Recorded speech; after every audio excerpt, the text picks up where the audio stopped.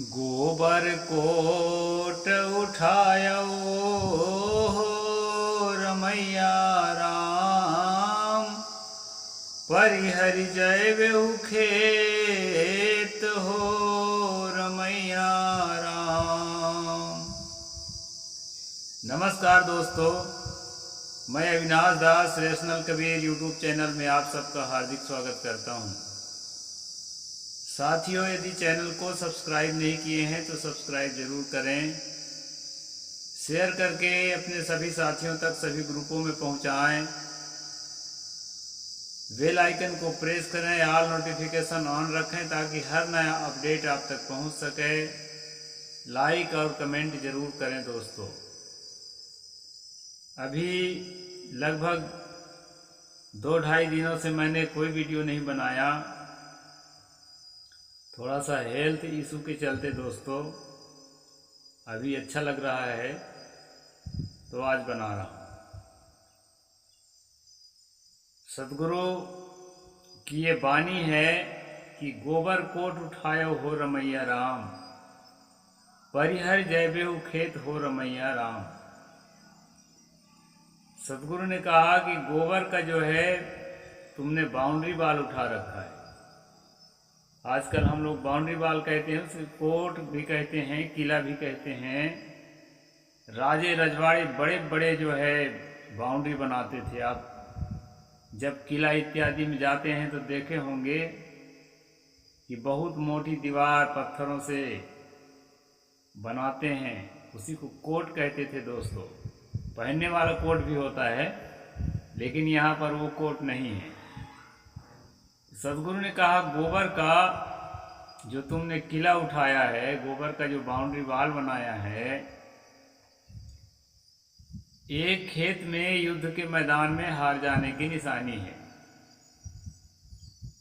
कहाँ बड़े बड़े मजबूत मजबूत पत्थरों से मोटी दीवार उठाई जाती है और कहाँ तुम गोबर का दीवार उठा रहे हो। साथियों, ये कहने का भाव है कि धर्म के नाम से, अध्यात्म के नाम से जो दुनिया वालों ने सिस्टम बनाया है, खासकर हमारे इंडिया में, कि गोबर खा लो, गोमूत्र पी लो तो कल्याण हो जाएगा। इतना ही नहीं दोस्तों, कुछ लोग गोबर गोमूत्र नहीं भी खाते पीते, लेकिन तमाम तरह के कर्म कांडों में उलझे रहते हैं, तमाम तरह की पूजा उपासना की विधियों में उलझे रहते हैं। उन्हीं को लक्ष्य में रख करके सदगुरु ने कहा गोबर कोट उठायो हो रमैया राम। ए रमैया राम, ए राम में रमने वाले लोगों, ए राम भक्तों, कुछ भी कह सकते हैं। और बारक सिद्धांत के भाषा में दोस्तों, रमैया राम का मतलब होता है चेतन। ये जो शरीर के अंदर रमन करता है, चेतन सत्ता, आपका अपना अस्तित्व, सुख दुख को जानने वाला यह ज्ञाता, सामने में होने वाली घटनाओं को देखने वाला साक्षी दृष्टा, यही रमैया राम है। इसी को संबोधन करते हुए सदगुरु ने कहा कि ए रमैया राम, तूने गोबर का किला उठाया है। साथियों, ये गोबर के किला का असली मतलब क्या है, इसको समझने का प्रयास करिए। मेरे समझ में जो बात आई है वो मैं प्रस्तुत करता हूं। उसके अलावा भी कुछ बात होगी तो आप कमेंट सेक्शन में लिख करके मुझे जरूर निर्देशित करें। गोबर का जो किला है, गोबर का जो कोट है, उसका मैं यही अर्थ करता हूं कि एक अलौकिकता, एक अदृश्य शक्ति जो हमारे आंखों में दिखाई नहीं पड़ती है, लेकिन हमें जो है कभी भी बीमार कर सकती है, या कभी भी हम बीमार हालत में हैं तो चंगा कर सकती है। हमें बीमार करने में भी वो कारण है और बीमारियों से हमें चंगा करने में भी वो कारण है। इस तरह की जो मान्यता है, इस तरह का जो विश्वास है, दरअसल यही गोबर का कोट है। इस मान्यता पर सद्गुरु ने प्रहार किया है कि जो भी अलौकिक अदृश्य शक्ति की मान्यता रखता है कि है कोई हमसे बाहर, जो हमारा नियंता है, हमारा कंट्रोलर है, उसी के हाथ से हम नियंत्रित होते हैं, यानी वही हमारा कंट्रोल करता है और वो जब चाहे हमें सुखी या दुखी बना सकता है। हम अपने आप में कुछ भी नहीं हैं। इस तरह की जो भावना हमारे अंदर रची बसी है, ये भावना ही गोबर का कोट है। और इसी कारण से दोस्तों हम आत्महीन हो जाते हैं, अपने स्वाभिमान को, अपने सम्मान को, अपने अस्तित्व को, अपनी सत्ता को खोकर, भुलाकर, और जो है जो हमसे हो सकता था वो हम नहीं कर पाते। सद्गुरु ने कहा परिहरि जयबेहु खेत को रमैया राम। साथियों, अभी मैं एक किताब पढ़ता हूँ, स्वयोग, बहुत अच्छी किताब है। हर तरह की बात है, कुछ बातें मेरे पल्ले नहीं भी पड़ते हैं, कुछ बातों को मैं नहीं भी स्वीकार करता, लेकिन इतना तो मानना पड़ेगा कि लेखक में साहस है अपनी बात को रखने का। हम लोगों के पास तो अपनी बात को रखने का साहस ही नहीं है। कोई साहसिक कदम हम उठा नहीं पा रहे हैं।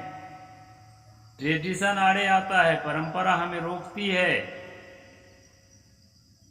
कहते हैं कि नहीं भाई सबको लेके नहीं चलोगे, सबका समर्थन नहीं प्राप्त करोगे तो कैसे काम चलेगा। साथियों, मेरा मानना है सबका समर्थन तो कोई भी नहीं करता है। हमारे इस इलाके में सबसे ज्यादा जो प्रचलित पंथ हैं, राधा स्वामी है, रामपाल है, गायत्री है, ओम शांति है। ओम शांति वाला कभी भी नहीं कह सकता कि मनुष्य मरने के बाद पशु में या पक्षी में जन्म लेता है। अपने सिद्धांत में वो अटल है। वो यही कहेगा कि मनुष्य मरने के बाद मनुष्य में ही जन्म ले सकता है, पशु पक्षी में कभी नहीं ले सकता है। जैसा उसको रटाया गया है उसमें वह दृढ़ है। गायत्री वाला कभी नहीं कह सकता कि बिना हवन करे किसी का कल्याण होगा। आर्य समाजी कभी नहीं कह सकता कि किसी ओम को पुकारे बिना और किसी हवन किए बिना किसी कल्याण होगा। ऐसा करना ही पड़ेगा तभी कल्याण होगा। राधा स्वामी कभी नहीं स्वीकार कर सकता कि हमको हवन करना पड़ेगा तब कल्याण होगा। यह रामकृष्ण इस संसार का मालिक है, परमात्मा है, ऐसा राधा स्वामी कभी स्वीकार नहीं कर सकता। अपने अपने विचारों में हर कोई दृढ़ है, वो अपने ही आइडियोलॉजी का ही, अपने ही विचारधारा का सब प्रचार करते हैं। तो हमें ही ऐसा क्यों कहा जाता है कि आप जो है अपने विचारों को स्वतंत्र रूप से प्रचार मत करें, दूसरे के विचारों को स्वीकार करें और प्रचार करें। साथियों, सत्य में पर्दा डालने का जो ये प्रयास है लोगों का, अपनी भाषा में कहूं तो मनुवादियों का जो ये प्रयास है, कि एक प्रयास तो ये है कि हमारा पोल न खुलने पाए, हमारी किताबों को कोई पढ़ के सुनाने न पाए, क्योंकि किताबों में सारा पोल पट्टी धरा हुआ है। दूसरा प्रयास ये है कि ये जो है जिस बात को अभी हम वर्तमान में प्रचार करते हैं, अपने जो पोल पट्टी को छिपा के उस बात के प्रचार में ये लोग हमें साथ दें। तीसरी बात यह है कि हमें जो है शुद्ध शाकाहारी साबित करें और अपने इष्ट को, यानी हम लोग सदगुरु कबीर साहब को अपना इष्ट मानते हैं, तो लोग ये सोचते हैं कि अपने इष्ट को हमारे धर्म का ही एक हिस्सा बताएं। साथियों, मैं ऐसा इसलिए नहीं कर सकता कि मैं भयभीत होकर के काम नहीं करना चाहता।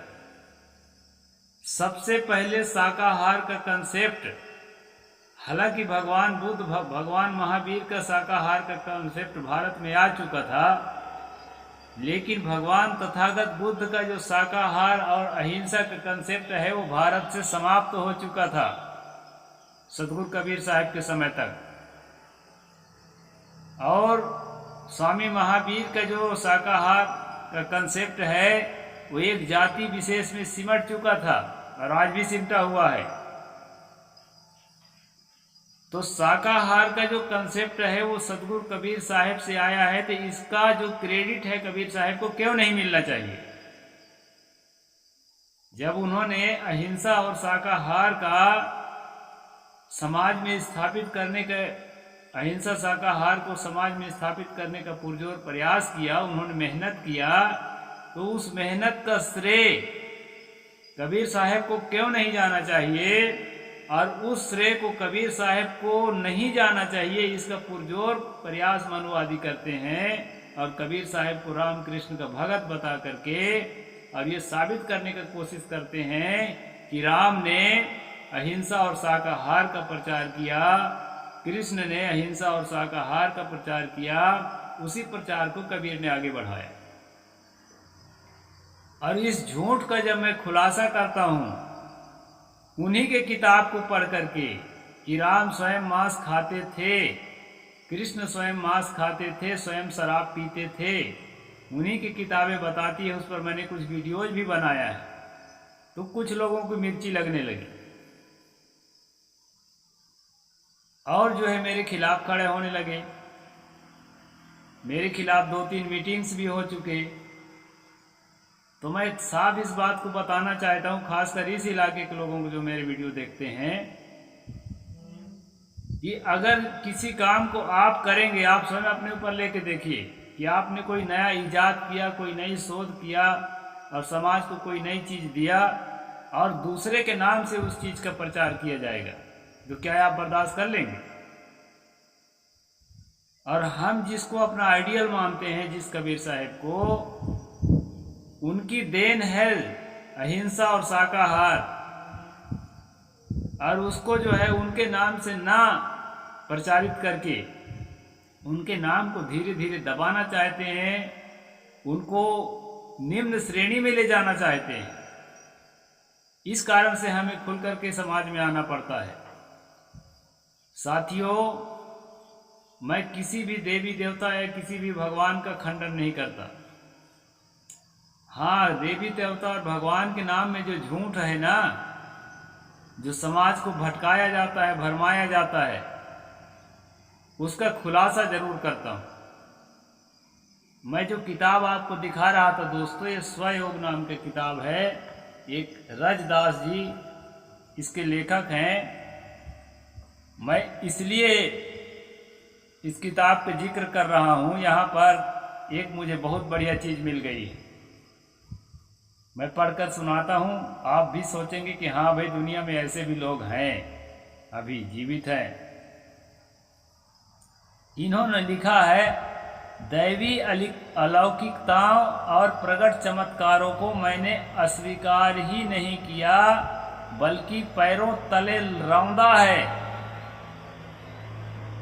ये हिम्मती आदमी है दोस्तों। एक बार और पढ़ देता हूं।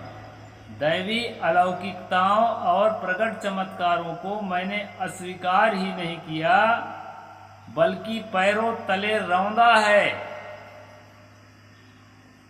इन उपलब्धियों को हमने भटकने वाले और पीछे धकेलने वाले समझा है। मैंने आज तक के किसी प्रवचन में इतना कठोरता से किसी देवी देवता ईश्वर परमात्मा को नहीं कहा। आर्थिक रूप से मैं बहुत संपन्न नहीं हूँ, केवल और केवल मैं जानता हूँ इसी कारण से मेरा विरोध होता है। वे संपन्न आदमी इतना मजबूती से विरोध किया, आज तक कोई उंगली नहीं उठाया। मैंने कभी नहीं कहा कि मैं राम को पैरों तले रौंद दूंगा, कृष्ण को पैरों तले रौंद दूंगा, तुम्हारे आइडियोलॉजियों को पैरों तले रौंद दूंगा। पैरों तले रौंदने की बात मैंने आज तक नहीं की और आज भी नहीं कर रहा हूँ। अपनी जगह पर जिसको जहाँ श्रद्धा है वो अपना काम करे, लेकिन असत को असत तो कहना पड़ेगा। किसी प्रकार के अलौकिकता, अदृश्य शक्ति यदि कहीं आकाश पाताल में है तो आपको ही क्यों प्रभावित कर रहा है? वो मुझे और मेरे जैसे लोगों को क्यों प्रभावित नहीं कर रहा है? हम क्यों उसको गरिया के, हमारे ये साथी लेखक लतिया के भी सुखी है और आनंद में जी रहा है। मैं तो लतियाए नहीं, इन्होंने तो लतिया दिए, पैरों तले रौंदने की बात कह दिया आपके देवी देवता भगवानों को। इसके बाद भी सुखी है, संपन्न है, समृद्ध है, हंसते खिलते जी रहा है, आधी जिंदगी पार कर चुका। तो साथियों, अगर इतने ही शक्तिशाली है अदृश्य शक्ति, देवी देवता भगवान ईश्वर, तो ऐसे लतियाने वालों को क्लास क्यों नहीं लगाते? और मैं इसलिए नहीं लतियाता, मैं भी जानता हूं लतियाने से कुछ नहीं होगा। मैं आपकी इज्जत करता हूं, आप मेरे भाई हैं, मेरी बहन हैं, जो उसको स्वीकार करने वाले लोग हैं। तो आपको क्यों मैं कठोर कह करके चोट पहुंचाऊं? इसलिए मैं नहीं लतियाता। इसका अर्थ यह नहीं है कि मुझे में लतियाने का साहस नहीं है।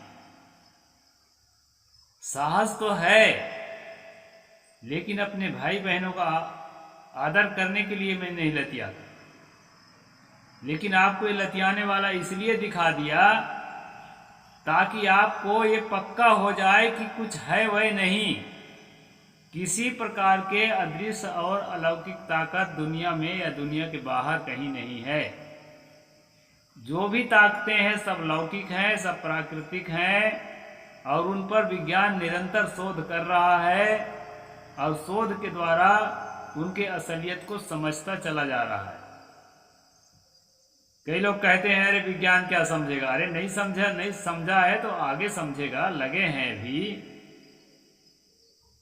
तो साथियों, सदगुरु कबीर साहिब ने कहा, गोबर कोट उठायो हो रमैया राम। ऐ रमैया राम, ऐ लोगों, तुम लोगों ने गोबर के जो है कोट उठाया है, अपनी सुरक्षा के लिए एक मान्यता खड़ी की है कि कोई अदृश्य शक्ति है, कोई ईश्वर है, कोई देवता है, कोई देवी है जो तुम्हारी रक्षा करेगा, तुम्हें सुख देगा, दुखों से तुम्हें निकालेगा। इस तरह से मूर्खतापूर्ण सिद्धांत को अपने दिमाग में तुमने आरोपित किया है। ये सदगुरु कबीर साहिब ने आज से 600 साल पहले कहा, जिस समय विज्ञान विकसित नहीं था। और आज विकसित विज्ञान के जमाने में ईश्वर और देवी देवता के रट लगाए चले जा रहे हैं। सोचिए तो हम कितने मूर्ख हैं और ये लेखक कितना ज्ञानी है, जिसने साफ शब्दों में, कितना साहसी है, इसको मैं दुस्साहस नहीं कहता, साहस ही कहता हूं, कि साफ शब्दों में कहा कि ऐसे देवताओं को, ऐसे दिव्य शक्तियों को मैंने केवल अस्वीकार ही नहीं किया है बल्कि पैरों तले रौंदा है। तो ऐसे साहसियों के होने से समाज में ज्ञान फैलेगा दोस्तों, विज्ञान फैलेगा, और जो है अंधविश्वास का जो कहना चाहिए, जो कुहासा है, अंधविश्वास का जो अंधेरा है, अलौकिक शक्ति, अदृश्य शक्ति का जो अंधेरा है वो मिटेगा। और उसके मिटने से आप साहसी होंगे। आप कुचले हुए हैं, आत्महीन हैं, आपको लगता है कि आप कुछ भी नहीं है, नाचीज हैं, जो कुछ है वही है ऊपर वाला। तो ये ऊपर वाला के खिलाफ तो जितने लोग समझदार हैं सभी हो चुके हैं। और साथियों,